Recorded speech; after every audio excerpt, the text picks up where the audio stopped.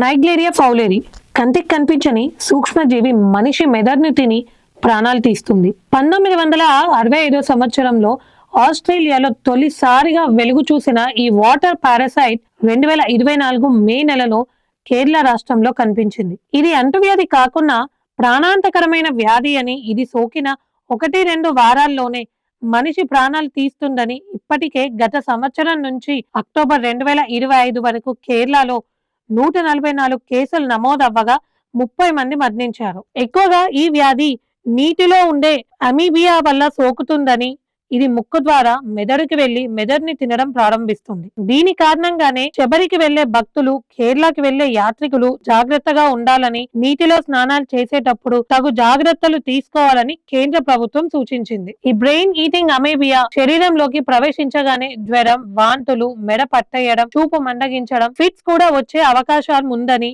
మామూలు జ్వరమే కదా అని నిర్లక్ష్యం చేస్తే ప్రాణాలు కోల్పోతారని హెచ్చరించారు. ఈ జీవి ఎక్కువగా మంచినీరు ఉండే సరస్సుల్లో, కొలనులలో, నదిలో, వెచ్చగా ఉన్న నీటిలో నివసిస్తుంది కాబట్టి దీని బారిన పడకుండా ఉండాలంటే అపరిశుభ్రమైన నీటిలో దిగకుండా ఉండడం, ఈత కొట్టు సమయంలో నో స్లిప్స్ ధరించడం, హైజీన్ గా ఉన్న నీటిని ఎంచుకోవడం మంచిదని వైద్యులు సూచిస్తున్నారు.